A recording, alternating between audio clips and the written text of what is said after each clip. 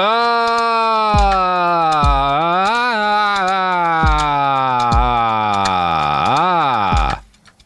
Robert Evans. This is Behind the Bastards, a podcast that I just started with atonal yelling, I guess. Oh boy, we are already behind the eight ball. Normally, this is a podcast where we talk about bad people, the worst people in all of history, and the bad things that they do. One of those bad people is me for not knowing how to start my show, despite this being my only job. To help pull me out. I don't think that you were bad. Why would you say you were bad? You were unprofessional. You, Sophie. Thank you, but it's your job to keep me from spiraling into you were collapse. Great at being unprofessional. You were great at it. You know who's great at being professional is my guest today, Mr. Miles W. Gray. See, that's the kind of atonal shrieking thank you for having me. That you use to start a podcast. God damn it. Why can't I do it that way? No, you did. I merely just did my own rendition of the sort of work you had put out before. So much more atonal, though. I wouldn't Miles, say that. does the W in your name stand for winner? The W in my name? Mm-hmm. Yeah. Miles W. Gray. What? Where's W come from? Well, I'm just trying to set you up for success in your future political career. Oh, wow. Yeah. Thank you so much. I mean, look, we know I'm not going to be. Well, I probably eventually would end up as a politician, but first, I'm going to be a motivational speaker. Oh, we talked about this, the Trump University turn episodes. It into, Mm-hmm. I will first create a fucking, a gaggle of mindless stooges, and just turn them into my political base. That's very appropriate, Miles, that you're talking about creating a gaggle of mindless stooges, kind of a cult. Because we're talking about a cult today, but we're also talking about a school. We're talking about a cult that's a school. Miles, how do you feel about kids? Oh man, dude, last time it was so fucking brutal. How do I feel about kids? I think kids are our future and we need to nurture them and protect them at all costs. Now, when you say nurture and protect, does that mean train them to operate an internal police state based on violence and sexual assault in order to control their own behavior and the behavior of their peers? What the fuck did you say? What? No. Miles, we have fun. We do have fun. We're not going to have fun today. Today's a horrible episode. Have you ever heard of the Elan School? No. How do you spell it? E-L-A-N, like the French word, Elan. No. I feel like it maybe sounds familiar. Are there ones in LA at all? Good God, no. No, okay. They're not any of these anywhere anymore. Oh, okay. But no, you never know these days. This was the kind of school that could only exist in the middle of nowhere, Maine. And if you've never been to Maine, middle of nowhere, Maine is about as middle of nowhere as you get, right? I've been up there for hockey. Yeah. Mm-hmm. Yeah, but in the middle of nowhere, that's like for people that are trying to be like, dude, get the fuck away from me. Yeah, and people who don't want too many prying eyes over the school that they're running because it's actually just a series of horrible crimes. Now, Miles... A series of horrible crimes. I think we can all agree. Kids can be problematic, right? Their little brains are still developing. All kids are going to do shitty, harmful things to themselves and to other people because they're just kind of learning how to be functional human beings. Pretty normal process of growing up. You're going to say things that hurt your parents. You're probably going to punch your little brother or sister. You're going to do something shitty, right? Yeah. Every kid does. Just part of being a kid. Exactly. And it gets, kind of taken up a level when you're a teenager, right? Teens lash out, say horrible things. They maybe get involved with substances that are going to be bad for them. They steal a car. The kids do dumb shit, right? Yeah. Teenagers do. And I think any reasonable person or organization that's trying to take care of teenagers in particular will acknowledge that they're going to make mistakes because their brains aren't finished. And so even if those mistakes are pretty serious, right? Things that might normally land an adult in prison, if it's a child, you have to approach them with an added level of compassion and understanding because their brains aren't done yet. Exactly. Now, I think reasonable people can admit that some kids have behavioral issues that make them dangerous to themselves and others. I've had to work with some of those kids. I've had colleagues who got their bones broken from some of those kids. There's a necessity for specialists and even special facilities to help kids that have behavioral problems that make them a danger to be around, right? That's just a thing that is going to occur when you've got enough people in a country. Yeah. Now, unfortunately, Miles, this is the United States of America. And when you start with the premise that, maybe sometimes we need a special facility for troubled kids, you open the door for a whole new industry. And because capitalism is what it is, when you have an industry for taking care of troubled kids, you also have an industry that has a vested financial interest in making sure as many children as possible are placed in those facilities, whether they need the help or not. So, see where things get off the rails here is when you attach the profit motive to dealing with kids with behavioral problems. Okay, now we need a side business mislabeling these kids so we can turn them into customers. Yeah, we're going to start having to bribe some judges and bribe some healthcare workers to force more kids into our... So the best way, if you're in the business of running a facility for troubled kids, the best way to improve your business is to convince parents, judges, the legal system, and the mental health system that a wide variety of behaviors, from talking back and smoking weed to getting into fistfights at school, justify incarceration in such facilities. Like the kid I know who got sent to a facility, and it wasn't one of these facilities because there was other stuff going on with it, but it was a facility where he was in full-time residential care. He broke his one of his parents' arms. He broke one of my colleagues' jaws. He gave me a concussion. Like it was like like the kid needed really dedicated help, right? Yeah, like You just eventually the school was like, we cannot take care of this kid.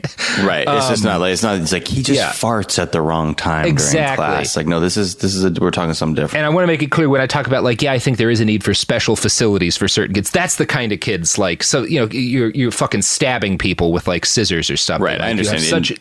And that has nothing to do with the thing you were telling me about this new business you were opening. That was a facility for. What would you think if I was going to tell you I could turn a $10,000 investment into $100,000 of profit as long as you're able to get 2 or 3 judges to just shotgun some children my way? See, my idea, Miles, is what helps improve your character as an adult? Operating a rare earth magnet mineral mine. So what if we take troubled children and we force them to mine in order to produce the materials needed for our cell phones? The industry already works off of slavery. This is slightly better than slavery. Go on now. And how much do I need to invest now? I just need to create some compromat for these judges.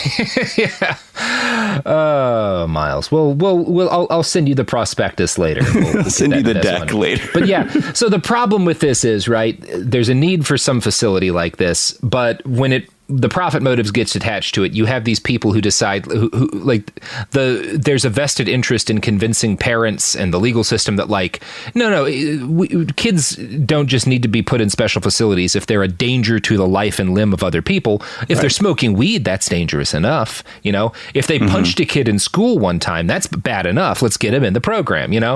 That's how it happens with all of these troubled teen facilities. Now, at the same time, if it's your business to treat kids in this kind of a facility, the reality of capitalism means that your priority is never, ever, not one single solitary time, as a business at least, not to say that every individual who works there feel this way, but as a business, your priority is never going to be rehabilitation or education or even basic health and safety. It will always be maximizing profit.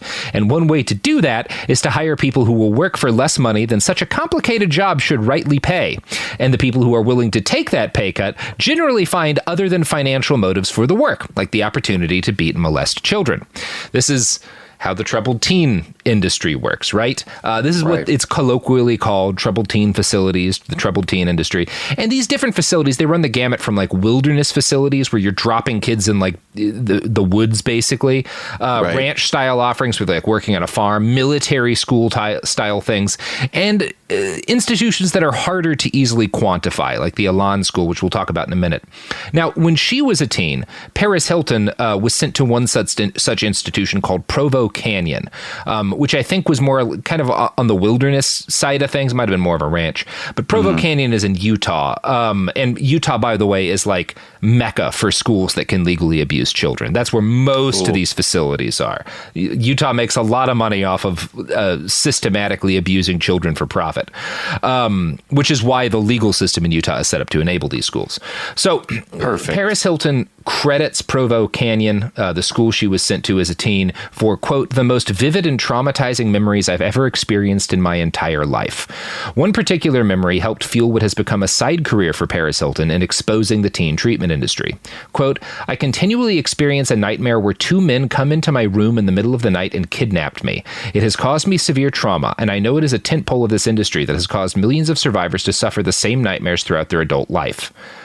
Now, that experience that she had of people coming into their house in the middle of the night and kidnapping her, that's really common. It happens to conservatively tens of thousands of kids a year. Some numbers are 50,000. Not all of them get kidnapped, but a lot of them do. That's the standard, right? Because you decide as a parent, I'm going to send my kid to this horrible facility where they'll be isolated and like abused until they stop misbehaving. Well, I don't want to like sit down and say, because I caught you with weed, I'm sending you to the woods, right? So how do you avoid that awkward conversation? You hire men to abduct your child in the dead of night. Snatch him up in the night. Yeah, absolutely. Snatch him up in the night. Because you're already such a good parent. I mean, I'm guessing in the cases for kids who are merely just normal, nailing them. Yeah, like for the normal troubled teens, not sort of people who actually need it, like you're saying, a special care facility. But like, let's say just a kid who's smoking weed, they're like, that's it.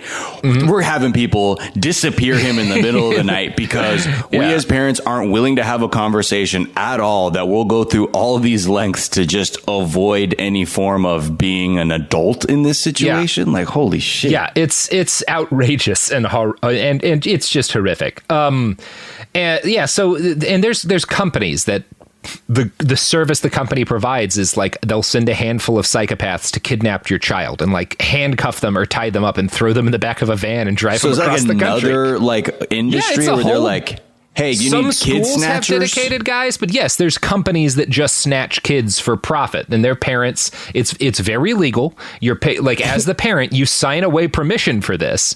So if they get pulled over by the cops, they can say, no, we're not abducting this. We are abducting this child, but the parents said okay. Oh no, here's the permission slip. Here's my badge. I'm a licensed child snatcher. No, so I'm a professional child abductor officer. Yeah, what? And that's terrible bar chat too. When you meet somebody, like asking them what they do. What do you do for a living? I abduct children in the dead. There's actually a kid tied up in the back of my van right now. Yeah, he's good. I hosed him off a little bit. We still fuck in the front seat, though. Oh, that's okay. I just need to take your order. So it is a crime, thankfully, in 20 states to send children to gay conversion therapy. But it is perfectly legal to send your child to a treatment center for anything else a parent regards as a flaw. So gay conversion therapy is illegal in a bunch of states. It's not illegal really anywhere to send your child to a treatment center. And the treatment center doesn't have to be for like an actual problem that like a psychiatrist or someone saying like, oh yeah, this kid has this serious problem that needs special treatment. Anything you're not happy with that your kid does counts, right? Because as a parent, you're the dictator of your child because children have no rights. Yeah. Like effectively, not if the parent like wants to do. Parents can do a lot of fucked up shit to their kids perfectly legally. Yeah, and there's a lot of people who will fight in Congress for their right to abuse their children systematically because this nation was, I don't know, a large chunk of the population of this country believes that parents are the biblical sovereigns of their children and should be able to do anything they want to them. Right. It's good shit. Now, as a parent, you have the power to sign over physical control of your child to an organization, one of these teen treatment facilities, and every year parents of around 50,000 kids do. So if you listen to our two-parter on Synanon with American hero Paul F. Tompkins, you know that the troubled teen industry got its start with that particular cult. Did you listen to those episodes, Miles? No, I haven't heard that one. Synanon was this will be useful for people who haven't listened to it yet, although it's a pretty good two-parter. Synanon was the first drug rehab program, like in the nation, like focused on like dope as opposed to alcohol. And it was kind of based initially off Alcoholics Anonymous. Like sinning? SYN. Okay. I thought it was like super Christian, like for sinning anonymous. It wasn't. And it was founded by this guy, Charles Dederick, who was, an alcoholic and not a drug addict himself. And he became a cult leader. This thing went from like people kind of living together in this compound and like doing hard labor. And, they had all these different things that they thought would help keep you off drugs. One of them was called The Game, which was this therapeutic tool invented by Charles Dederick where everyone would sit around in a room, all these addicts, and they would scream abuse at each other. They would just like insult each other, talk about what they hated about each other.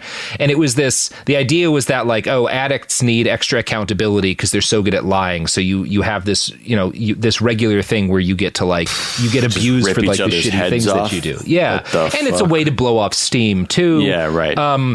It was Synanon was hugely popular for a while. Judges were so enthusiastic about the practice that they started sending children who'd been caught with dope to Synanon. And because these kids, most of the people who went to Synanon and got involved, wanted help, were addicts, but these kids didn't. It generally weren't serious addicts, but also didn't want to be there. Right. So they had to develop these really brutal rules for punishing them and cracking down and stopping them from escaping and keeping them in line. And it became physically abusive too, and mentally abusive, obviously. But that was not why Synanon got in trouble, right? Synanon eventually got in trouble because they tried to assassinate a lawyer with a rattlesnake after building their own army in California. That one. It's quite a story, Miles. But I mean, so passe that assassinating a lawyer with the arm. I mean, come on. So Synanon is where the troubled teen industry gets its start, right? This is the first time that judges are like, oh, we don't have to just throw these kids in prison, which is admittedly the wrong thing to do with a kid who you've caught with weed or something. But instead, they're like, we just hand them over to this weird cult, and the cult will abuse them until they don't smoke pot anymore. And this will solve our problems forever. Okay. Just freak the fuck out of them. Yeah. By the early 60s, Synanon was a bona fide phenomenon, and they'd inspired a dizzying variety of imitators who used variations of their methods. One of these imitators was the Daytop Village in New York, which is actually the second ever drug rehab program in the United States. It was created in 1963, just 5 years after Synanon started. And the Daytop Village followed what they called a therapeutic community style of treatment, which is where the actual work of rehabilitation is done by other addicts counseling and holding each other accountable. This is the same thing Synanon did, and part of what they mean by that is, again, you all sit in a room together and yell abuse at each other. Some people said this helps, but I've never been addicted to heroin. Maybe it helps. Yeah, I mean, don't knock it till you try it, I guess. Yeah. And it's worth noting, Daytop Village has not been accused of the same kind of abuse as Synanon, and they never tried to build their own Marine Corps or assassinate a lawyer with a rattlesnake. So obviously, right. A lot of problematic things about Daytop. They didn't go as over the goddamn top as Synanon did. For our purposes, Daytop Village in New York is noteworthy because in the late 1960s, a troubled 18-year-old named Joe Ritchie was sent there. Joe would go on to create the Elan School, which might be the most abusive troubled teen institution to ever exist. But to properly tell that story, we've got to go back in time again and give Joe's backstory. So I had to talk about where the troubled teen industry starts. Let's talk about Joe a little bit here. He was born in Port Chester, New York in 1945 to parents who were deeply troubled. They split up, and we don't know why, but a hint as to why may come from the fact that his father, Frank, was nicknamed Bamboo because he was so good at bouncing back after getting punched in the face during the near constant bar fights he had at local bars. God. His nickname in town was big because that guy could get wow, he's really good at getting the shit punched out of him. What the fuck is Bamboo? Bamboo. They call him Bamboo because he's so good at getting punched. And that's a weird the vibe of those people who just take shots and are kind of sad bar fight immortals. Yeah. I can only imagine the energy swirling around that kind of person. I'm not surprised his marriage didn't last. Yeah. He's like, I don't even know how to respond to physical stimulus, no less verbal to adjust any kind of behavior. Not a great emotions guy. He was a day laborer and known locally as, quote, a kingpin of bar fights. He was violent, but also charming, which is probably how he snared Ann Santoro, Joe Ritchie's mother. Now, the Santoros and the Ritchies were both Italian-American families, but the Santoro family hated the Ritchie family because the Ritchie family was newer to the country and didn't speak English very well. When Anne and Frank split up, she signed over custody of her son, Joe, to her parents, Michael and Angela, and Joe was raised by his maternal grandparents and several other relatives. So from the beginning, this kid doesn't have, his mom, when she splits up with his husband, signs over custody to his grandparents, which is kind of an odd move as well. But this is also a period in which single motherhood is really, in some cases, even legally penalized. So I guess it makes a degree of sense as to why this happened. The Santoro family, where Joe was raised, they were poor but proud, and they regularly attended Mass at the Holy Rosary Church. As a young child, Joe was an altar boy. He spent time at the community center where he learned to box and play basketball. One of his friends at the time, Vic Donato, remembered him this way. Quote, "We called him Joe Rich. He was a good guy, but I've never seen anyone as wild. Joe was really tough. If you were nice to him, he'd be your friend. But you didn't want to mess with him. He was always looking over his shoulder, and if you did something to cross him, he'd never let you forget it. Joe Rich was sharp, knew how to survive. I used to think he had 9 lives. If he did something really wrong, he'd get out of it. Someone else would take the heat. He always had himself covered. It seems Joe Rich knew where to go. He was definitely ahead of his time. When we were involved in basketball games, he was thinking about stealing cars. I really figured he'd eventually be successful. Either that or dead." Wow. That's a wild thing to say. So about he's your also old got friend. a little bamboo DNA too to him. With the 9 lives.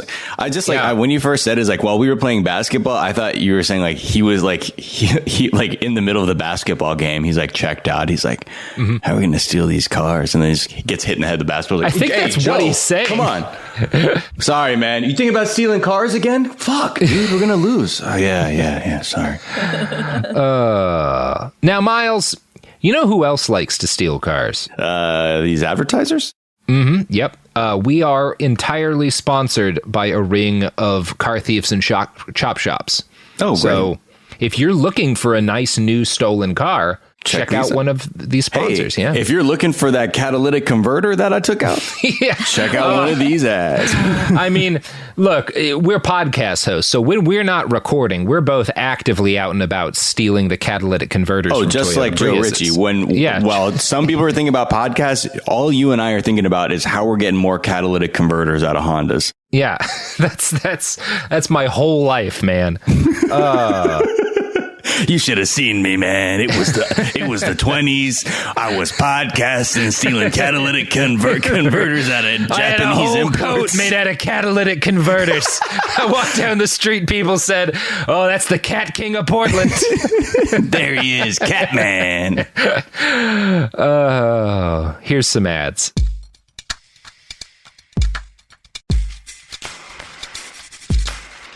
We're back, and we're thinking about stealing catalytic converters. The new business for... It's the new Furby. Yeah, it's the new Furby. Look, the economy's heading for another downturn. Can you afford not to learn how to steal catalytic converters? That's all I'm asking. Siphoning gas, catalytic converters. Oh, yeah. You got to know how to siphon. Now, the good thing about siphoning is the sucking skills that you use while siphoning are useful in a variety of other endeavors. Absolutely. Especially other quasi-legal endeavors you're going to have to engage in to make a living when the economy collapses. Which is unclogging toilets with a hose. I don't know what you were thinking, folks. Get your minds out of the gutter. Come on, don't be filthy. You don't be animals. filthy. Picture someone sucking shit through a hose from a toilet. Where have we gone? Why did you have me back? Oh, Miles, because we got to talk about some really profound child abuse. Oh, that's right. I always do this. I'm like, yeah, let's have a little bit of a good time. And you're like, wait now. Remember this show? I had you on once to talk about the Trump University, and after that, it's just been bleaker and bleaker. Yeah, but I like it. I like it. Yeah. That's good. So Joe Ritchie is one of the kinds of guys we deal with from time to time on this show. He's famous enough that we have pretty good texture on his early life, but he's obscure enough that there's also a lot of unanswered questions. Because, like, you're talking about a guy like Hitler, there's like a bunch of really good biographers who have all covered his childhood, and you can find the answer to pretty much every factual question about his early life in one of those books if you read enough biography. We only have one biography of Joe Ritchie, and pretty much all of my info about his early life comes from the book Duck in a Raincoat by Mara Curley. And I think it's a very good book, but there are moments like the one I'm about to quote where there's a deeper story lurking. Quote, Donato said Ritchie dated his social science teacher in junior high, a tall, dark-haired beauty just out of college. Now, that sounds like statutory rape to me, right? What the fuck? Junior high? Yeah. And his friends just like, oh, yeah, he was dating one of the teachers. And it's like... A 13-year-old is with someone who's... Maybe 14, but yeah, that's 13, right. 14, and 22? Yeah. 23? That's the youngest she could be is 22. Unless it's like Doogie Howser. Still. And it's like, yes, oh, if no, Doogie Howser I'm was 15. fucking him, I guess it's fine. But I don't think that was the case. Jesus. And that's it? It's just merely like, hey, he was real cool. He was dating also the fucking teacher. a teacher when he was like 14. Yeah, no, that's how What it's was going just on there? dropped. I don't know. Did he have a lot of weird abandonment issues because of the thing with his mom and older women? I don't know. I mean, we could talk about that, but I don't know. Like and it seems like his friends, it was one of the stereotypical things with, well, she's hot. It's cool, right? Like, I think that's the attitude the other kids had about it. Obviously, this is rape, even if it is something that he went to his grave thinking was like fine. Like that doesn't make it. That's why it's statutory rape. That's what that is. Now, hearing that he had this like relationship with a teacher much older than him that he thought nothing, it apparently didn't think anything about. I can't help but wonder if like, well, he's an altar boy too. Did anything like, like you can't not consider that given the prevalence of abuse in the Catholic Church. And I actually did look up a comprehensive report on sexual assault allegations against priests in the Archdiocese of New York. It's 125 pages because fuck the Catholic Church. And while there are 4 molester priests who were stationed in Port Chester, where Joe lived, the earliest left in 1944, and the others didn't start doing their thing until the late 60s, 70s, and early 80s. So there's not even circumstantial evidence to suggest anything happened about this. I just wanted to let you guys know I did look into it because I wanted to see. Yeah, no, it's where there's who smoke. knows. Whatever the truth, Joe grew up into a troubled adolescent. He skipped school constantly. He and his friends would regularly steal pies from a neighbor for pie fights, which is an adorable sort of child crime, right? Wait, like they're on the sill cooling? Yeah, that's how it sounds, right? It sounds like some Andy Griffith level. It sounds like the kind of crime you'd send Barty Fife out to deal with. Right, exactly. It's a kids like stealing pies, Barn. What's that guy? Like a Norman Rockwell painting of like, future cult leaders stealing pies for pie fights as a kid. Unfortunately, it didn't stay cute. When he was 15, Joe went joyriding with some of his friends. You have to assume they were drunk, but we don't know that. Sure. They crashed and he was flung from the car. Seatbelts were just a fevered dream in 1960. And he spent months in the hospital and then more months in physical therapy. He had to learn how to walk again. Like, wow. Which is that's like a level of injury severity is like you have to relearn how to walk. Like, it's a bad accident. I got scrambled a little bit off of that one. Yeah, I got a little bit. Yeah, scrambled is a good word for it. So some of Joe's family later told Mara Curley that this accident was a negative turning point in his life, possibly because he was given a lot of drugs while he was recovering and he got addicted to the drugs. There's debate over this. That would make sense, right? A lot of people's painkiller addiction starts because they are in some sort of horrible accident where they get painkillers. Now, about a year after he got out of the hospital, his family sent him to a residential treatment facility for difficult boys called PINS, or Persons in Need of Treatment. So, and again, we don't have as much texture about why as I would like to have, but it seems like he recovers from this and his parents decide he needs to go to a facility. And it may have been just because like, he's been joyriding. He was like stealing cars or whatever with his friends. They were joyriding. This is clearly a problem. Once he recovers, let's send him to a treatment facility. That may have been as soon as he recovers from a horrific car wreck that rendered him unable to walk, that he had to relearn again, then let's just send him away. Let's send him away. Which questionable parenting, I would say. At that point, are his parents? You're saying his parents are his maternal grandparents? His parents are his grandparents. Okay, yes, so not making his sure parents, I'm following along. Yeah. But they're the ones who raise him. Right. So he stays in this treatment facility for 2 years and then returns to high school in 1963, where he stayed until he left without graduating in 1966 at age 21.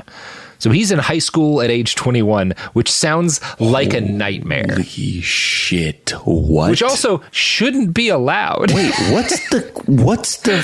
how does the time work? He was 15 when he got in the car wreck? Yeah, 15, and then he's like 17 or 18 when he gets back from the treatment program, and then he stays in high school for 3 more years. Oh, so he was like starting sophomore year at like 18 or something? I think so. Or that's a weird vibe. That's a 21-year-old in your high school. Especially since at 14 he's fucking a teacher, and then at 21 he's still in the school.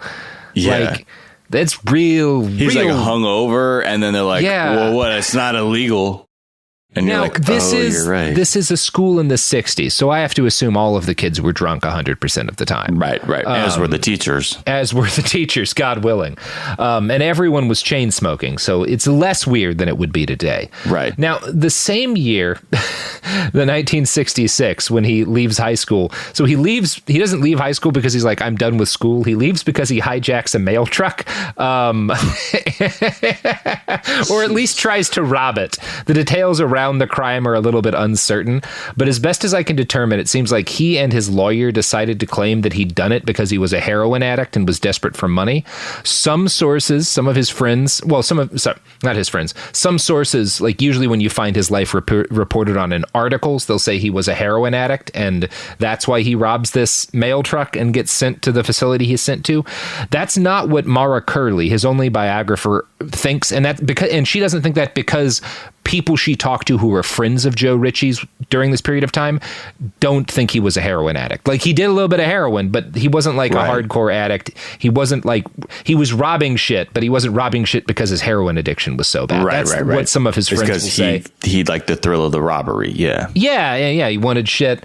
I don't know. I didn't know the guy. But this was a really good time in American history to try to go to a judge and say, hey, I did it because I'm a drug addict and I need to go to a treatment facility rather than prison, because as we just talked about, Synanon was at the peak of its fame in the late 60s. And so it had just become popular for judges to send people to programs like this rather than sending them to prison. Straight to jail. It's funny how we went first, like full circle of being like, yeah, and like we want to have some little bit of compassion, even though it's tied to some really fucked up organization, to mass incarceration. That people again be like, yeah, let's do some rehabilitation before incarceration again. Okay, we're back there again. Ish. Yeah. So it's not the wrong thing from the judge's point of view, I guess. It's also possible that he lied about the addiction because it's a lot better to go to one of these facilities than fuck. Right. Now, whatever the truth, Joe goes to the Daytop Village in New York and he thrives there. He's really good at the game, these sessions that he participates in with other addicts where you're like telling each other about your faults and flaws and stuff. He's really good? He's very good at it. Like there's like a rankings. It's like, have you seen Joe in the game? It's a social thing. So everyone is supposed to take turns kind of picking an individual and like talking about the things they don't like about that person. That's like kind of how it goes. Some people are good at directing those sort of group conversations. They're good at controlling them. They're good at getting other people to gang up on someone. They're good at avoiding being the focus of negative attention themselves. Ooh. And this is a thing that's been observed by psychologists and stuff about sociopaths in particular are very good at group therapy. Like they're good at manipulating people. It's what they do. Right. And so they know how to take advantage of these places. And kind of one of the dangers, and this is, we talked about this in the Synanon episode, and I found a study on this. It's been noted that a number of cults have come out of different Alcoholics Anonymous groups. And this is not like me shitting on AA. I know people who swear by it, but it's a problem that has been noted with AA, is that sometimes these kind of group therapy sessions, individuals within them gain a level of mental control over other people in them, and they turn into cults. It's happened a handful of times. That's how Synanon started. Oh, right. So it's like the material for star formation is present at a cult formation is present, and if with the right ingredients, it may lead. It can happen. Which is it's more. This is again less of a flaw in AA and more of just like this is how people work. AA. This is one of the things they're vulnerable to because of the other things. Like churches are vulnerable to this thing too, right? It's not we're not shitting on AA here, but it's a known quantity in these kinds of organizations. And Joe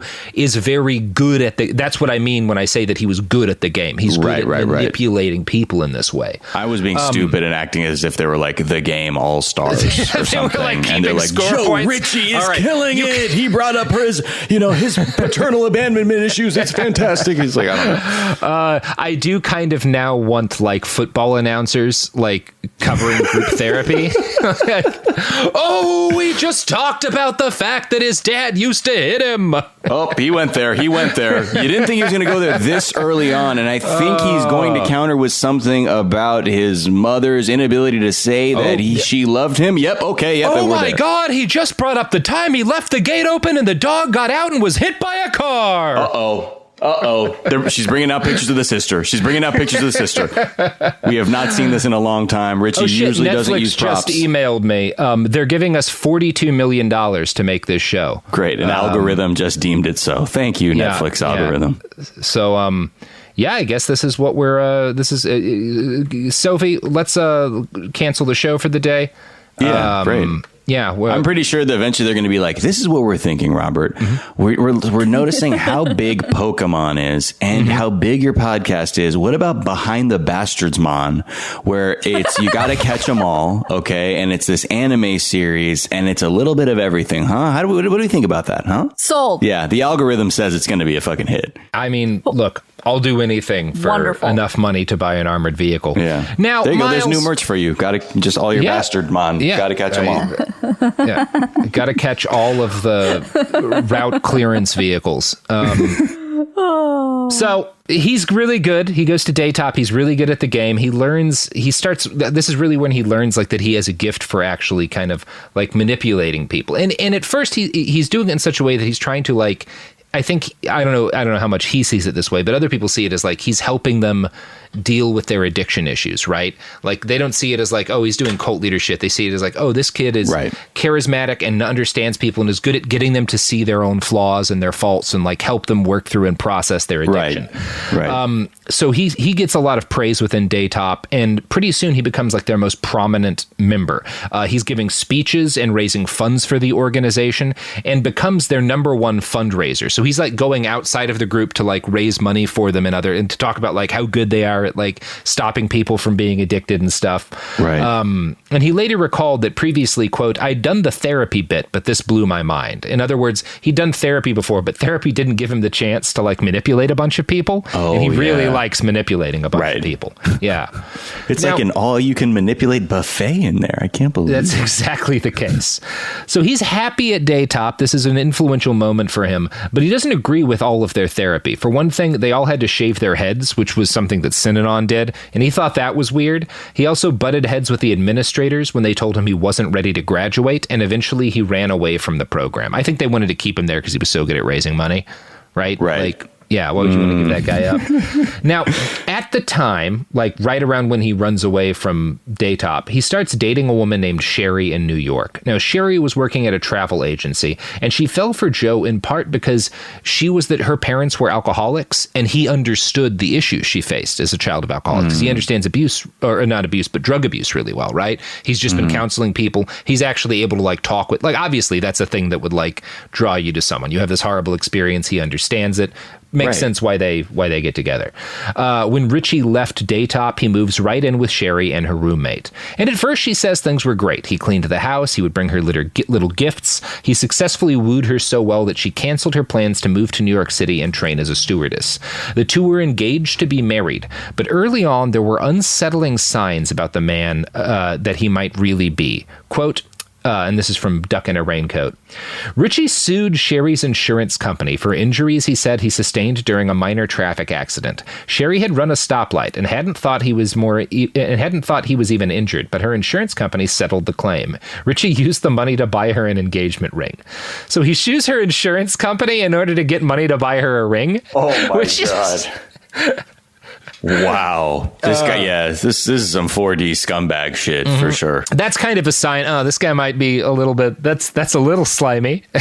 Yeah. But hey, the ring's beautiful. I mean, it's an insurance company, right? If that is I wouldn't judge a guy for that necessarily because like, yeah, get whatever money you can. No, but the thinking involved is clearly that someone's like, I find ways to extract things with very little effort and I don't care how underhanded it is. Yeah, that's what this says about him. Now, Sherry seems to have been fine about this, but this bit of insurance fraud would prove to be the beginning of a fairly long career in insurance fraud.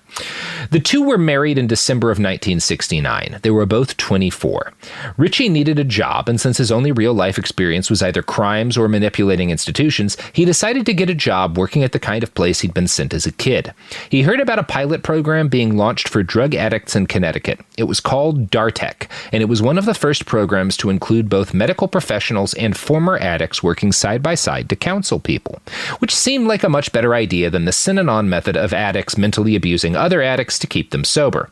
The founder of the program, Dr. Donald Pett, hired Joe Ritchie after a phone interview because he seemed persuasive. Quote, Joe had a very unusual way of getting many of the street people to follow him. He often got people to rally around him, kind of see things his way, do his bidding. Again, some cult leader shit, you know? Wow, the street people, is that what they said? Yeah, they're talking about homeless people there. Now, one of the other staff members at Dartech introduced Ritchie to a Massachusetts psychiatrist named Gerald Davidson. The two weren't coworkers long before Ritchie and Sherry moved again to another job at a drug counseling center called Survival Inc., but Joe clearly made an impact on Dr. Davidson, one that was out of step with his actual skill in treating addiction. Evidence for this is that Joe brought 3 Dartech staff members with him to Survival Inc., and all 3 of them were fired soon after because they were caught using drugs while working as drug abuse counselors. Wow. So he may not be good at anything but manipulating people in reality. Yeah. Now, Joe is the one who fired them, and he made a statement to the press saying their behavior was unacceptable, and it seems like the incident had an impact on him. Not long after that, in 1971, the couple decided to open a therapeutic community of their own.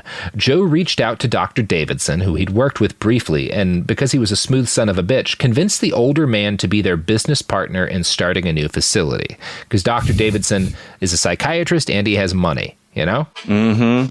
You gotta love it. And you got a license probably too, right? Yeah, he's got some licenses. There's a lot of reasons it's a good call. Now, Miles, you know what's an even better call than convincing a psychiatrist to fund your child abuse company program? This seminar we're given on how to unload catalytic converters on Craigslist using ambiguous language. Miles. That's right. And pick up Miles and I's new book, The Catalytic Converter Driven Life, which is all about how stealing catalytic converters called Welcome Converts. What a good cult this is going to be.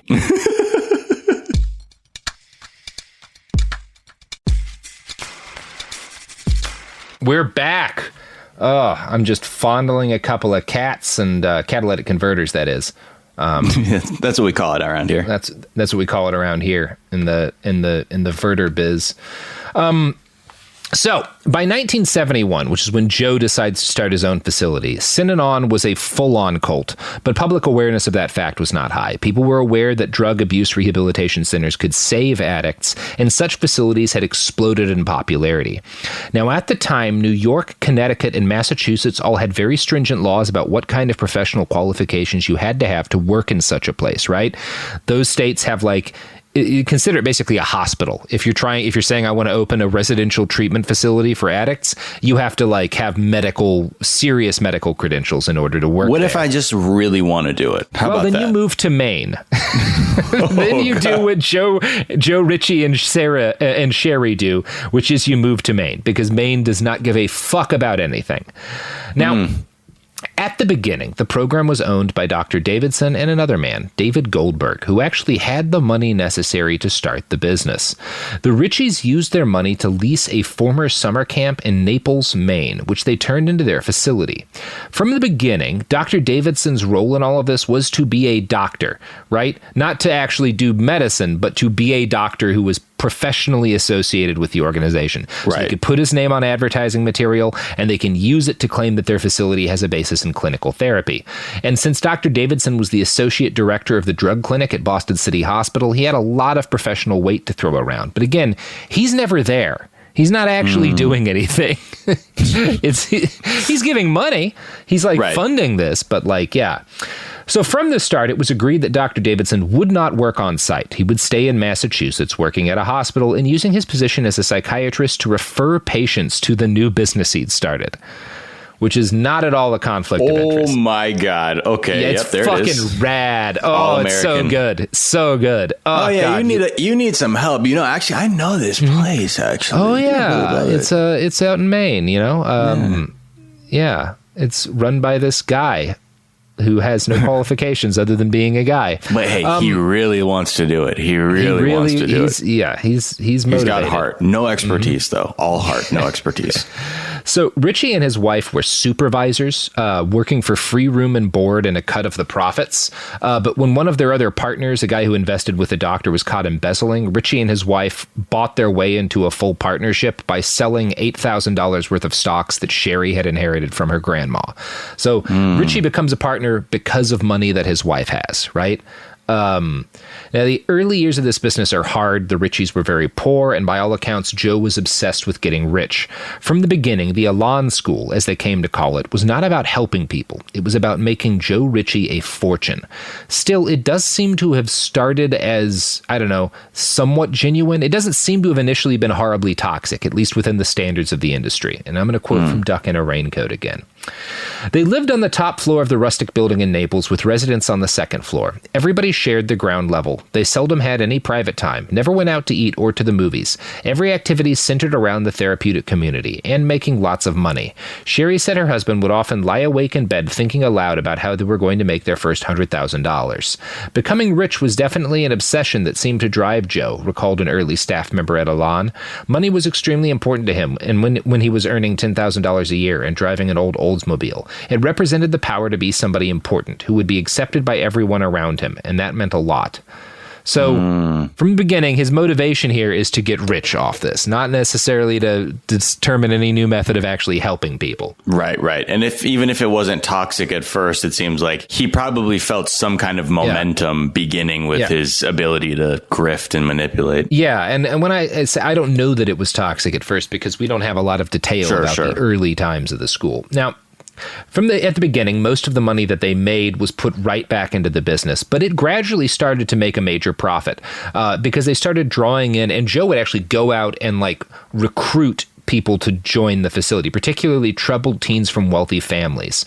So they would Joe and Dr. Davidson would go out and talk to rich parents whose kids had were in legal trouble, had serious problems with addiction. Because Davidson is a psychiatrist, he knows which rich parents are able to pay for serious help for their kids. And Joe will go out and because Joe's good at convincing people of things, will convince them to send their kid over to Elan and pay $1,200 a month for treatment in 1970s money. That's a lot of cash. Yeah. So the Naples facility relocated to the former Potter Academy, a landmark in the town of Sebago, and another secondary site was established in Waterford, Maine. So they expand very quickly because going after rich kids is good business. Throughout the mid-1970s, Joe Ritchie expanded his methods from, he started off just kind of ripping off the Daytop School in Synanon to building something new. And this happens gradually. We don't know the exact time frame in which this occurs, but it happens, in the early years of the facility.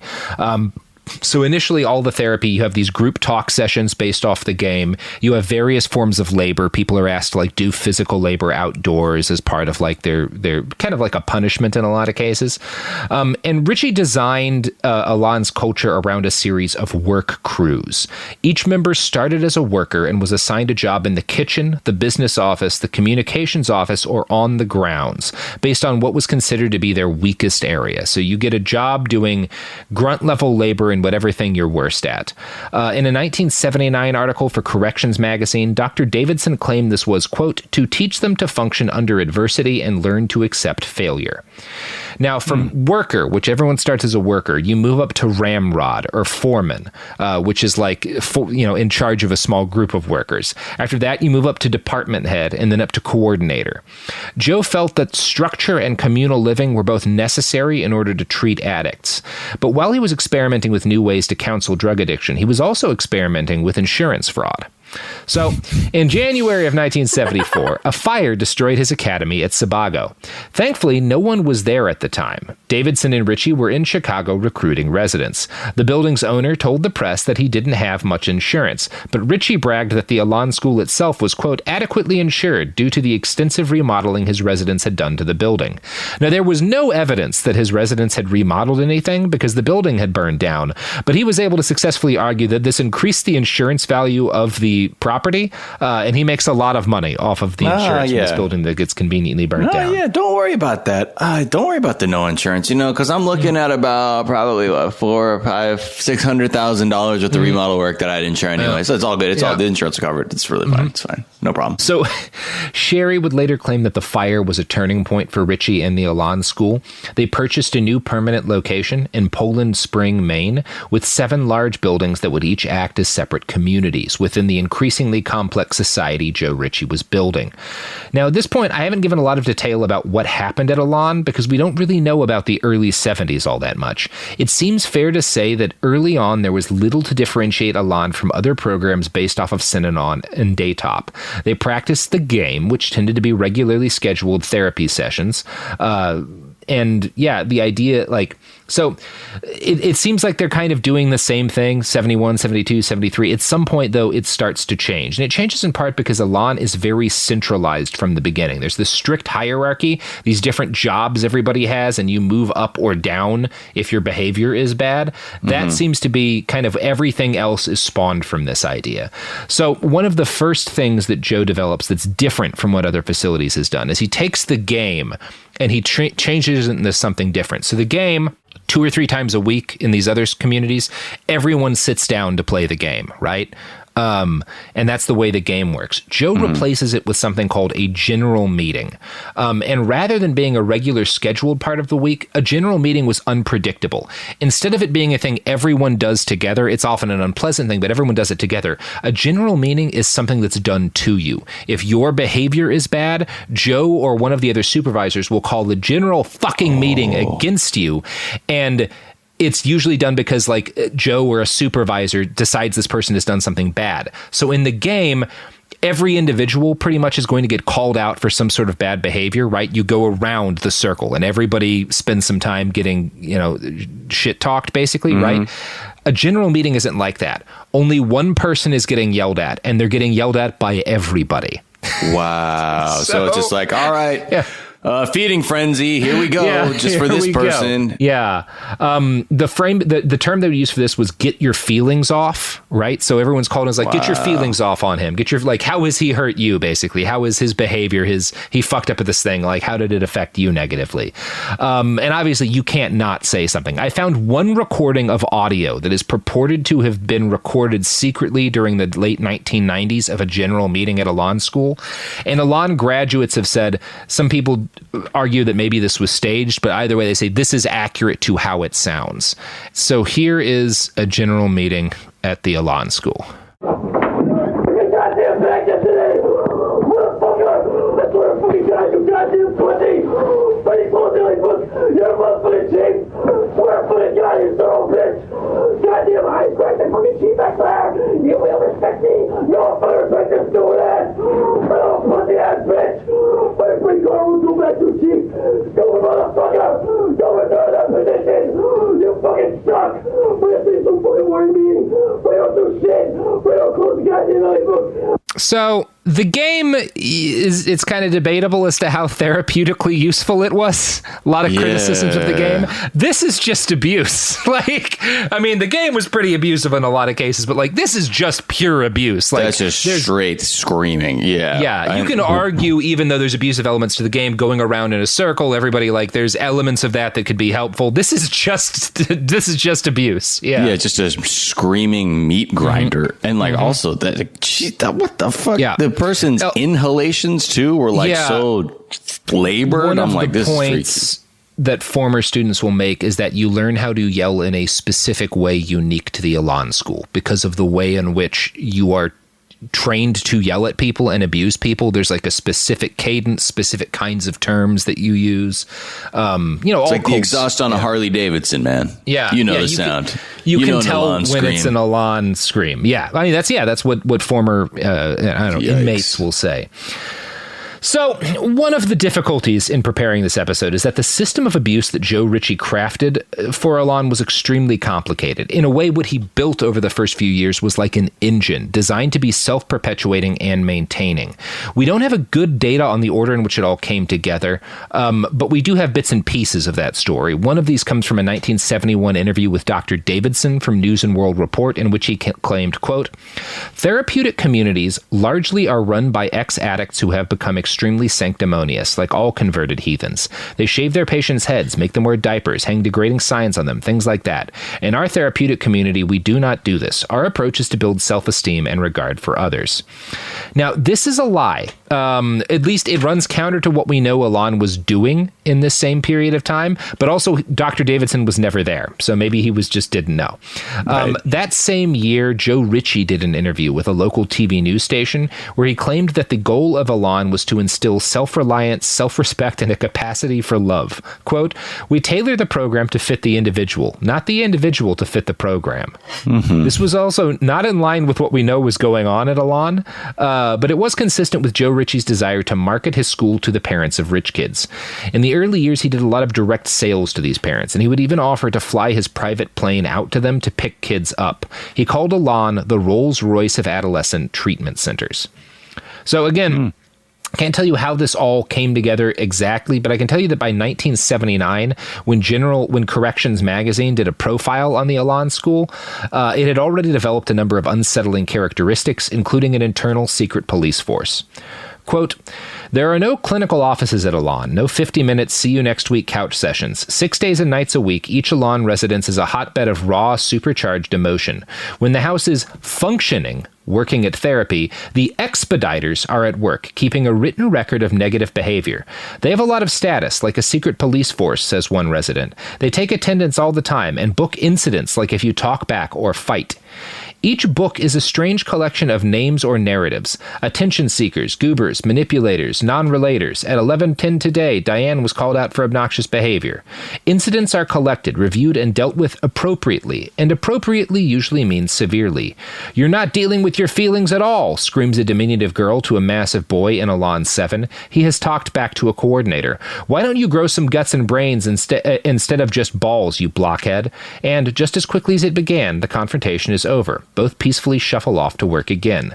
So you have these people keeping track of everyone, writing down in a notebook every bad thing they do, so that there can be a meeting at some point in the day where you yell at this person over it, like where every single piece of behavior you do is being monitored at all times. And this is true of everybody, including the people who are giving out punishment. They're also always being monitored. So anyone, if you have status, you can lose it for bad behavior.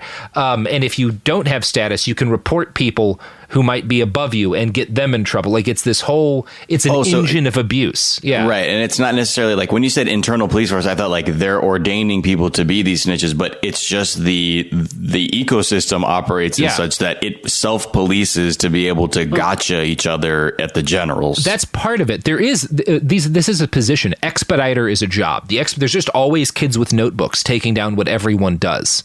But then can you come for an expediter? Yeah, you would have meetings throughout, like once a day you're going to be like called into a room with kids above you and to talk about your bad behavior, and you're also generally asked if you saw anyone else doing anything. And you also they have these slips of paper that you can write down a bad behavior you saw from someone else and put it in a little like basically like a note box, and those get read and people get punished for that stuff like too. A snitch suggestion box? Yes. Yeah. Okay. Yikes. So all of this stuff, like again, the whole goal here is to make the kids lock each other down so much that no one can misbehave, that the program runs just based on all of these kids trying to either get back at each other or avoid punishment themselves.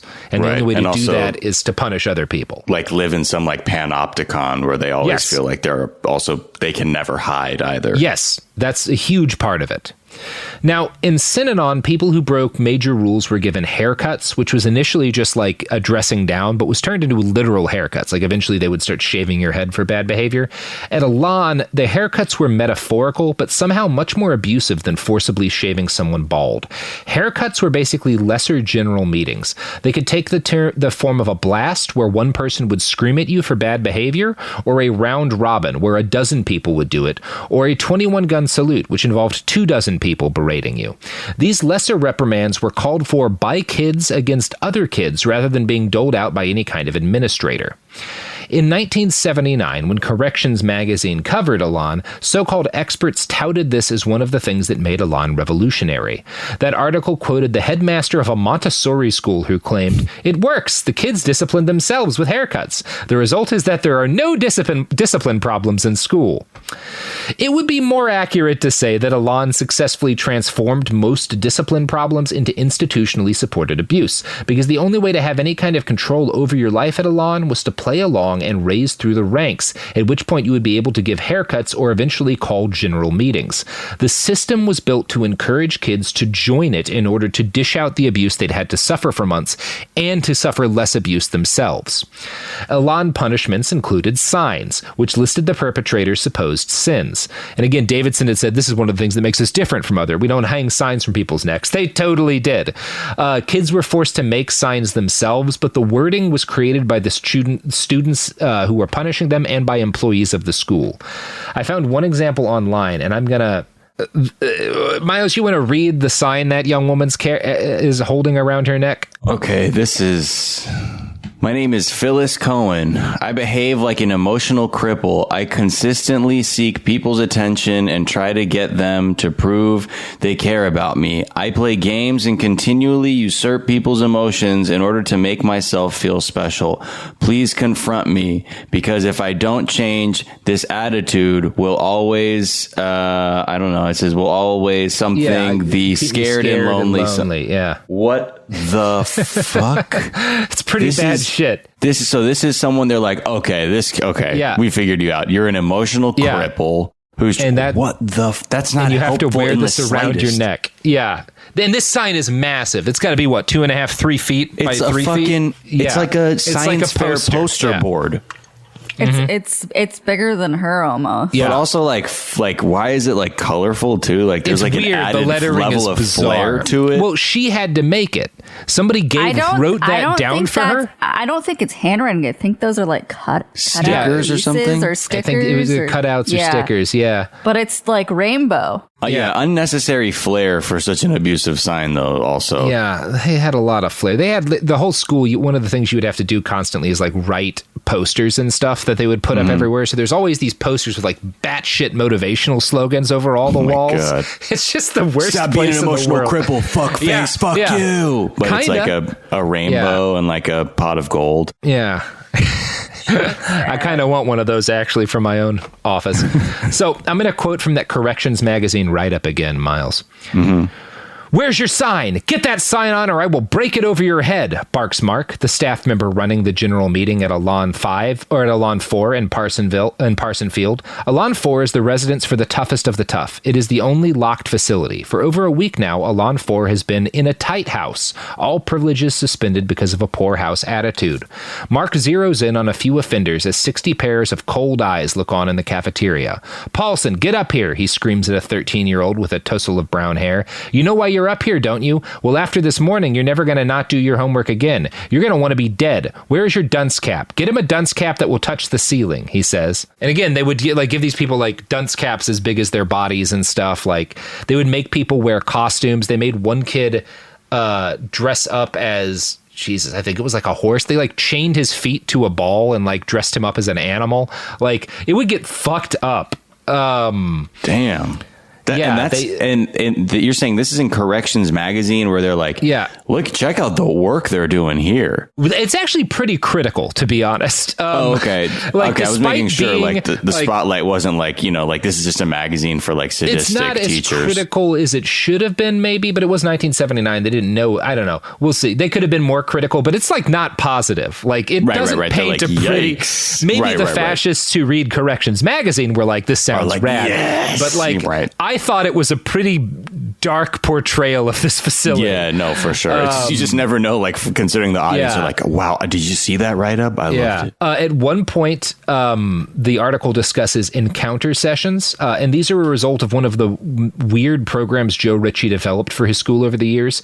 In encounter sessions, students are required every day to fill out slips of paper admitting their guilt, which is like every day you have to write what rules you violated during the day that you didn't get caught for. And then you would have to come in and talk to a group of your fellow students and a staff member about the different things that you'd done that you weren't supposed to do. So fucked up confessional? Yeah. And when I'm talking about rule breaking, Miles, I'm not talking about like, well, it's horrifying, actually. I'm going to read you a brief, non-comprehensive list of the different guilts. And guilt is called, do you have guilt, right? Like that's the term they would use it. Like, have you done something bad? Talking too loudly. Talking too quietly, talking to someone without authorization, talking to a non-strength while being non-strength. So eventually they keep adding like different sort of different sort of classification. So it starts with like workers or ramrods, and eventually they add in strength or non-strength. So all of the low ranking students are non-strength, and all of the, once you reach a certain point, you're strength, and then there's high strength. And so certain jobs only open up once you become strength or high strength. When you're low strength, you can't talk to anyone else who's low strength. You can only talk to high strength people or listen to high strength people. So you can get in trouble for listening to someone who's also low rank. It's this weird, there's a lot of weird shit with the system. So in these rules, like who's defining like what's too quiet and what's too loud and what's too much and what's too little? Like what are is there like some kind of like ranking system? No. But All subjective? Cool. Yeah. Talking too much, not talking enough. Talking about subjects that are not Elan related. This is called being loose. Sex. And this doesn't just mean talking about sex. This means looking at someone of the opposite gender. So they would make you write down and confess if you were attracted to anyone else in the school. And then if you did that, they would bring it up. They would call everyone together and say, hey, so-and-so thinks Susie is hot. Like Susie, you don't think he's hot, right? You think he's fucking hideous, yeah? And like they would do that in front of the whole school. Wow. Like you have to admit that you have a crush on someone so they can make fun of you about it in front of everyone else. Quite literally like the nightmare you have as a junior high kid. Yeah. Is like, you can, I have a crush on that's someone. exactly And the nightmare is the whole school comes around and goes, and they make the person who has a crush on you tell you that they think you're disgusting. oh my Yeah, it's really bad, right? the fuck? Yeah. You could get in trouble for looking at someone of the opposite sex, but you could also get in trouble for avoiding looking at someone of the opposite sex because that clearly means you have a crush on them. How does that math add up? It's so fucking good. Yeah, you could get in trouble for basically anything. Yeah. Wait. Am I looking outside? Yeah, you can't be looking outside. But you can't. But also the next one is looking at the floor. Yeah. You have to be in like constant state of observation. Yeah, constant state of observation, always looking at your fellow inmates. Yeah. Robert, what does being sideways mean? Okay. When you sip too much lean. That's what I was thinking. I think it just basically means like not following some sort of like not being on the program, right? Like the whole thing. The only thing you're supposed to talk about with each other is the program. Is like either what a disaster your life would be without it, how it saved your life, or like how someone else needs to do a better job of following the program. Anything else is being loose, right? And you're not supposed to be doing that shit. Every day. God. The rest of these are, I think these are worse than the first couple ones you read, to be honest. Which ones? Having negative body language, reacting to insults, slouching or yawning, looking not falling asleep or sleeping for too long. Yep. So you can't be a person.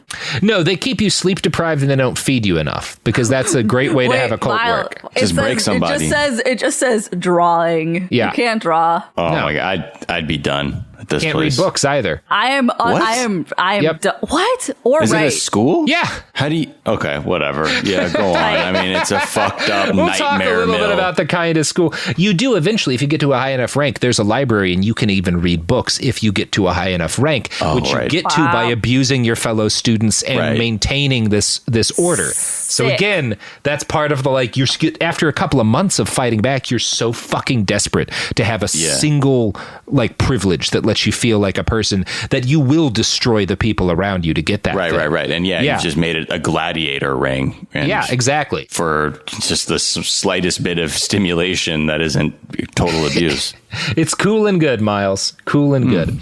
Every day, inmates would participate in encounter groups. These were smaller, more focused versions of the game, where 3 to 4 higher-ranked inmates would sit down with a worker or ramrod and discuss their flaws. In 1979, the author of that Corrections magazine article claims some sessions focused on building up the self-esteem of inmates and having peers discuss their good qualities. This seems to have occurred at some periods, and I've even found former Elan students who will say that there were specific employees who were decent people. Most of the accounts I found do not report that building up self-esteem was as common a task for encounter groups as the opposite, which is breaking down people's self-conception of themselves. This was evident even in 1979. Quote, encounters can run for 10 minutes. They can also go on for half a day. There are other, less frequent group sessions whose purpose is to build up self-esteem rather than tear it down. Tears often flow in these sessions, where residents talk about their good qualities. It is moving to watch. Tears flow in encounter sessions, too. You want a knife, Bruce? You want to kill yourself? Asks Alice matter-of-factly. Bruce's lower lip is quivering. Someone get me a knife. There is a rattle of a drawer, and someone hands Alice a silver blade. Here, Bruce, kill yourself. Bruce whimpers. He cannot shout as the others do. No, I don't want to change. I don't know why. I just don't want to change. His eyes redden. Alice seizes the chance to toughen this newcomer. Let me rip your stomach out for a second, okay, Bruce? You don't think anyone likes you, do you? That's because you don't think you're worth being liked. She turns to the group. How many people feel that Bruce has an insatiable desire to be loved, but won't let that be because he hates himself? 6 hands grow up. If you're crying now, Bruce, you should be. If you aren't crying now, Bruce, you should be. He is. It's just like what the fuck? Fucking mind game shit. Absolute torture. And again, Alice is just like another kid, right? Like doing this to be Physical abuse was also that's so weird. Like you're just sort of nurturing these same fucked up skills within everyone, and it's just becoming this like a petri dish of dysfunction that you're just watching all the bacteria like replicate and grow and. Jesus. Yeah, I mean, past a certain point, all of the staff pretty much are people who went to Elan as kids because, they can't do anything else. Oh my God. Physical abuse was also extremely common in Elan. At its lowest levels, it involved spankings administered by other students via ping pong paddle. Administrators and employees were not supposed to partake in corporal punishment, although whether or not they did is something that seems to have varied from person to person over time during the decades the school operated. Now, I was spanked in school. And when I say students were given spankings, depending on your background, that may not sound too horrible, right? Mm-hmm. At Elan, spankings were administered the way therapy was. In groups. Sometimes as many as a dozen students would spank a single person, taking turns until the child's buttocks was bruised and often bleeding. I found one account from an Elan alumnus, Gregory Coleman, who actually gave this account during the murder trial of another former Elan student. At the time he gave this statement, Coleman was in maximum security prison for criminal trespassing, which might be a hint as to how well the program really worked, but that's a story for another day. And you're saying he was testifying at the murder trial of another Elan student? He sure was. Yeah. Holy shit. Now, back in the 70s, Gregory had been sent to Elan for stealing a TV. He was one of many students who participated in the mass paddling of a female student. Decades later, he could not remember what she'd done to earn the punishment.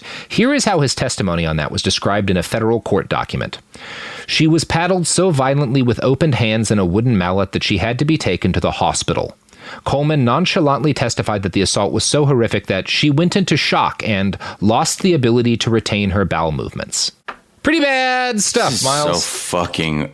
in the beginning, I was like, oh, yeah, man, this dude is just a grifter, insurance. And then I'm like, yeah, here we go. Now we're getting to the bastard part as I turn away because I can't even focus on... Yeah, that's just so... it's like it's not enough with all the psychological shit. And now we're talking about creating generations of kids who probably needed actual, professional help that was more centered around their humanity rather than some dude getting off on creating like the Thunderdome of abuse. It's a lot. So, Miles, how are you feeling today after all this? Good? I'm sweating. Sexy? Yeah. I'm just trying to focus on my catalytic converters. I'm not going to lie right now. That's the only thing I got going. The beauty of a catalytic converter, catalytic converters don't abuse kids. They would never spank a child. All they do is get stolen by us in order to make profit. And that's beautiful. I think that's beautiful, Miles. We sell them for 15 roses on Craigslist. All right. Well, we're going to talk more about Elan School in part 2, including its most notorious therapy, the ring. But that's going to have to wait till Thursday. Oh, Miles, you are not going to have a good time. Yeah, it's real bad, buddy. I hate these fucking like WWE event names that a haircut, creepy, right? The ring, a general okay, well, it's all right. If it helps, it's a lot worse than the WWE. No. Okay, yeah, that's true. I guess that doesn't help me. Doesn't help me. Yeah. Well, that's the episode, Miles. You got any pluggables to plug? 420 Day Fiance. If you like nice stuff where I just get high and talk about trash reality TV like 90 Day Fiance, check out 420 Day Fiance. Also, Sophia Alexandra, somebody you have here on the time. That's my co-host, so that's where we do that. And Daily Zeitgeist. Yeah. But check out 420 Day. Check it out. Check out 420 Day and check out catalytic converters by just crawling up underneath a Toyota Prius with a set of bolt cutters and just start cutting. Just start cutting until you get the good shit. There you go. Cutting for gold. That's how it works, baby. All right.